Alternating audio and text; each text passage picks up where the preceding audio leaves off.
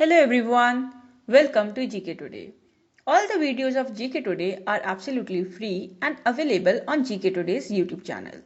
And if you are looking for interactive quizzes in text and also their solutions, please download Gktoday's Academy Android app. We have several free and paid courses in that app. Now this particular series is of 60 videos and in each video we are going to discuss select 15 questions and we shall also do 500 test questions after end of this series. Now let's start with the questions on Indian polity. So the first question is, in which year Parliament passed the Citizenship Act? Your options are as given below and the correct answer is option B, that is in the year 1955. See, the Constitution of India did not codify permanent laws for citizenship and put this onus on Parliament. So using the powers of Article 10 and 11, the Parliament enacted Citizenship Act 1955, which has been amended from time to time. Now this act mentions 4 ways in which a person may be Indian citizen, that is by birth, by descent, by registration and by naturalization. Further, citizenship by birth and descent are called as natural citizens.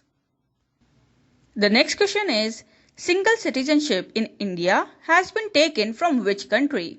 So your options are as given below and the correct answer is option A, that is Britain. See, the Constitution of India has established a single and a uniform citizenship for the whole country. Now, this feature appears to have been borrowed from Britain, but today, Britain itself has a dual citizenship. Further, the next question is, which of the following are the conditions for acquiring Indian citizenship? Your options are as given below, and the correct answer is option B, that is by domicile, descent, and registration. See, the Constitution of India did not codify permanent laws for citizenship and as discussed earlier, it put this onus on Parliament. So using the powers under Article 10 and 11, the Parliament enacted the Citizenship Act. So it was enacted in the year 1955 and it has been amended from time to time. So as we have already discussed that this act mentions 4 ways in which a person may be Indian citizen. So that is by birth, by descent and by registration and naturalization. The next question is, which among the following article deals with the rights of citizenships of certain persons of Indian origin residing outside of India? Your options are as follows and the correct answer is option C, that is Article 8. See, Article 8 deals with the rights of citizenship of certain persons of India origin residing outside India at the time of enactment of the Constitution. The next question is, which of the following countries does not have a policy of dual citizenship? And your options are as given below, and the correct answer is option D, that is Nepal. See, there are several countries in the world which provide dual citizenship. In India's neighborhood, Nepal provided single citizenship. Pakistan allows dual citizenship from only 16 countries. Further, the next question is, which of the following are eligible for the office of President in India? Your options are as given below and the correct answer is option A, that is naturalized citizen. So both the citizens by birth as well as naturalized citizens are eligible for the office of president in India, right? While in USA, only a citizen by birth and not a naturalized citizen is eligible for the office of president. Now the next question is, which of the following is not one of the qualification for acquiring citizenship by naturalization? Your options are as given below and the correct answer is option D, that is he does not wish to reside in India after some time. So see, one of the qualification for citizenship through naturalization is that the person intends to reside in India or to enter into or continue in service under a government in India or under an international organization of which India is a member.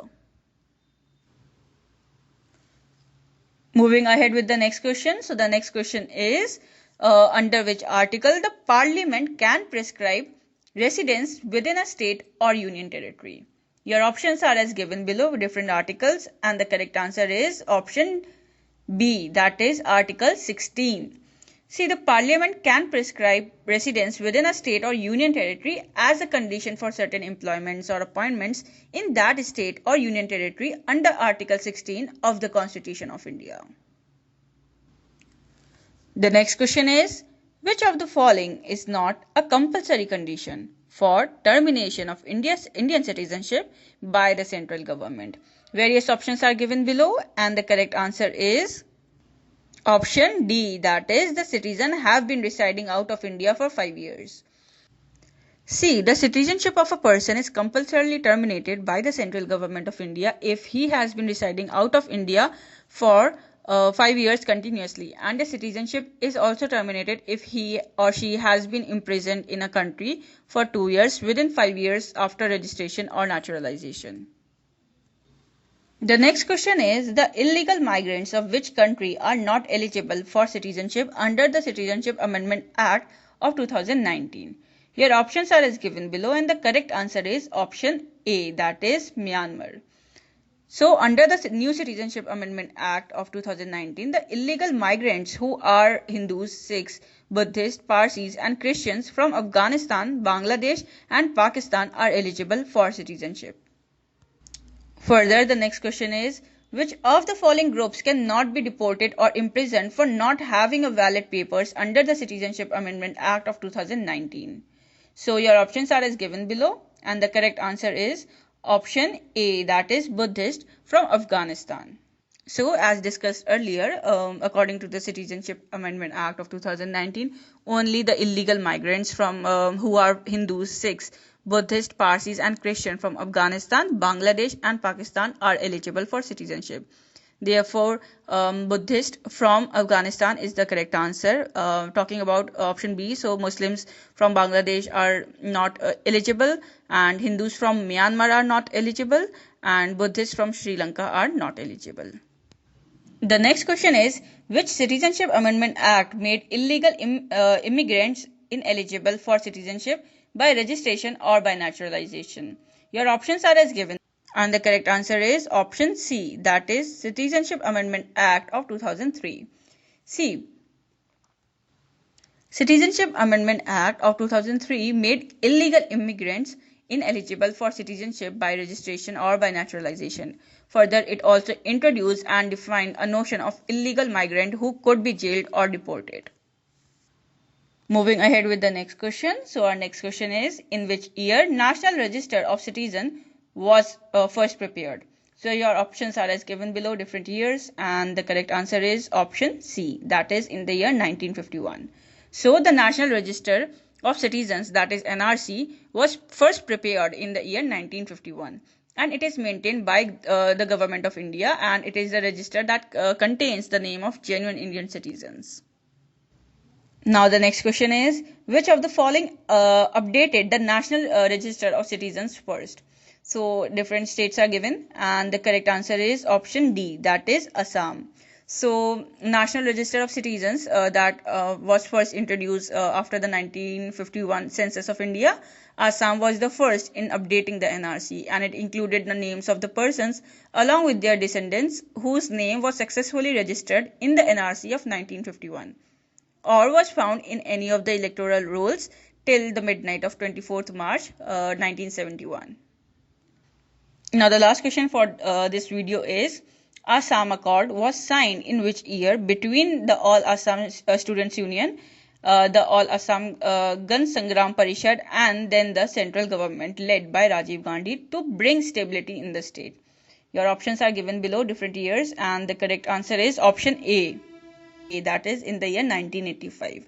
So the Assam Accord was signed in the year 1985 and it was signed between the All Assam Students Union, the All Assam Gan Sangram Parishad and the central government that was led by the Rajiv Gandhi to bring stability in the state of Assam.